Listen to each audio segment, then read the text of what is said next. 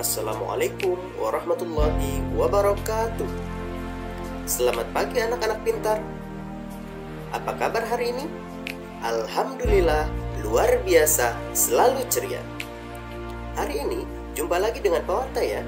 Selama beberapa saat ke depan, kita akan membahas materi-materi pelajaran sebagai bahan belajar kalian.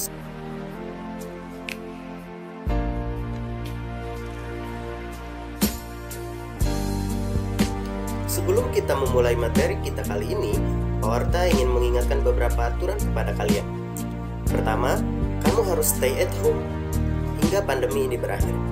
Kedua, luruskan niat mempelajari materi ini hanya untuk mendapatkan kebaikan, terutama di bulan Ramadan yang penuh berkah ini. Ketiga, kamu harus membiasakan perilaku hidup sehat, terutama sering mencuci tangan dan juga menggunakan masker apabila kamu keluar rumah. Keempat, siapkan alat tulis dan catat semua materi yang penting pada video ini. Kelima,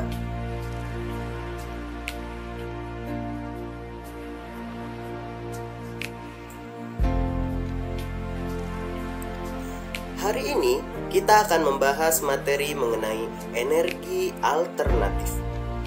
Apakah kalian pernah mendengarnya?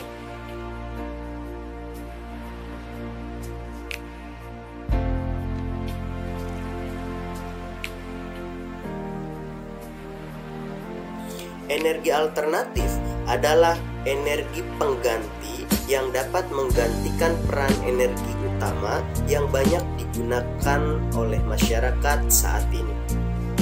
Seperti yang kita ketahui bahwa energi yang sekarang digunakan itu banyak bersumber dari energi fosil dan keberadaannya sudah semakin menipis. Oleh karena itu, kita harus memutar otak untuk mencari energi-energi lain yang bisa menggantikan energi fosil tersebut. Dan energi-energi itulah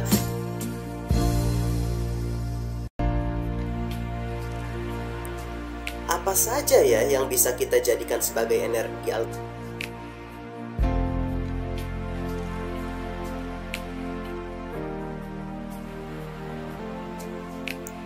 Sumber-sumber energi alternatif itu antara lain yang pertama ada cahaya matahari. Cahaya matahari seperti yang kita ketahui bahwa matahari merupakan sumber energi paling utama di muka bumi dan keberadaannya tidak terbatas.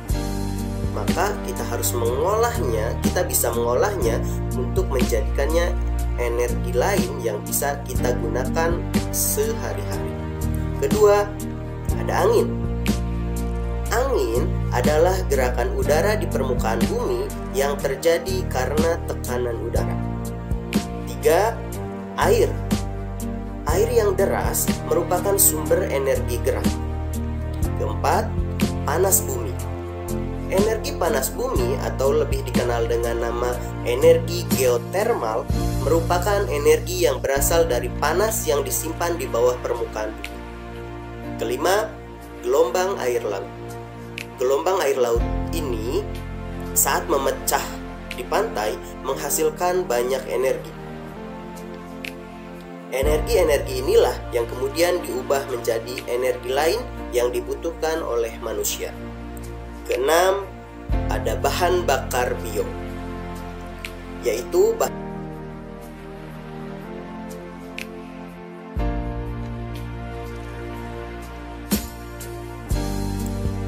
kita akan membahasnya satu persatu. Yang pertama, matahari. Sinar matahari merupakan energi utama yang digunakan oleh tanaman hijau untuk melakukan proses fotosintesis guna menghasilkan makanannya sendiri. Pemanfaatan energi matahari sebagai sumber energi sudah dilakukan di berbagai bidang. Salah satunya adalah menggunakan sel surya untuk mengubah energi panas matahari menjadi energi listrik. Sel surya ini biasa dipasang di atap rumah dan digunakan untuk keperluan sehari-hari. Sel surya mampu menghasilkan energi listrik yang cukup digunakan untuk beberapa alat.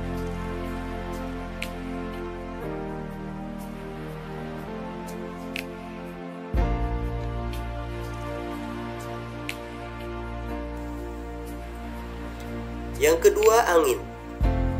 Angin telah dimanfaatkan sejak dulu sebagai sumber energi pada perahu layar dan kincir angin tradisional. Masyarakat Belanda menggunakan angin untuk menggerakkan kincir angin yang digunakan untuk mengolah hasil ladang dan juga untuk mengalirkan air. Sekarang,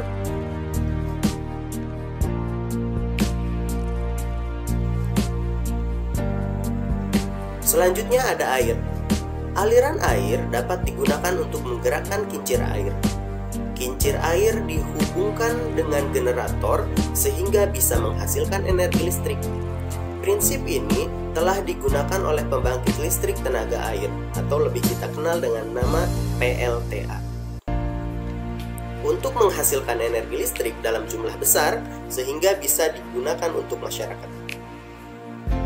PLTA menggunakan tenaga air terjun yang dibuat dari bendungan sungai pada ketinggian tertentu. Air yang terjun dari bendungan ini memiliki energi yang besar untuk memutar turbin-turbin pada kincir, sehingga menghasilkan energi listrik dalam jumlah yang besar. Yang kita ketahui, PLTA yang dekat dengan kita, salah satunya adalah selanjutnya ada panas bumi. Energi panas bumi atau geothermal merupakan energi yang berasal dari panas yang disimpan di bawah permukaan bumi. Bumi yang terbentuk seperti bola sesungguhnya tersusun dari lapisan-lapisan. Pusat bumi terbentuk dari lapisan batuan yang sangat panas. Pengembangan energi geothermal saat ini hanya layak di daerah dekat lempengan tektonik. Ini juga menjadi alasan hanya ada 24 negara di dunia yang memanfaatkan energi panas bumi di saat ini. Di Indonesia sendiri, pengembangan energi geothermal ada di kawah.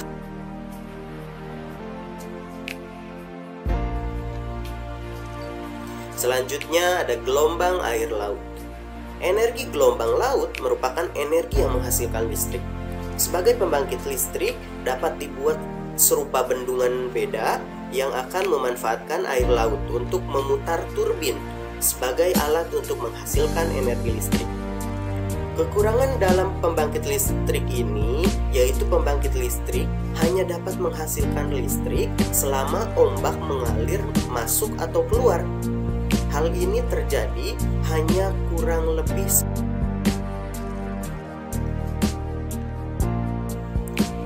Berikutnya ada bahan bakar bio.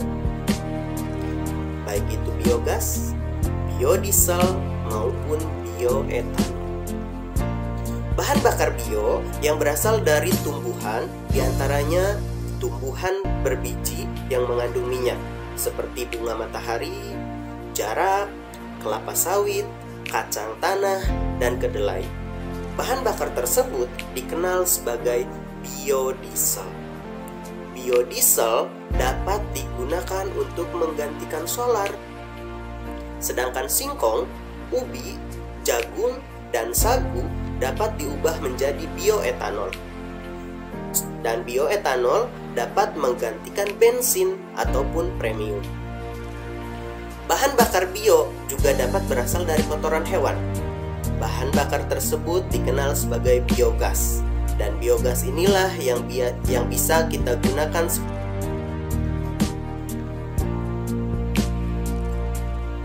Itulah materi-materi kita kali ini.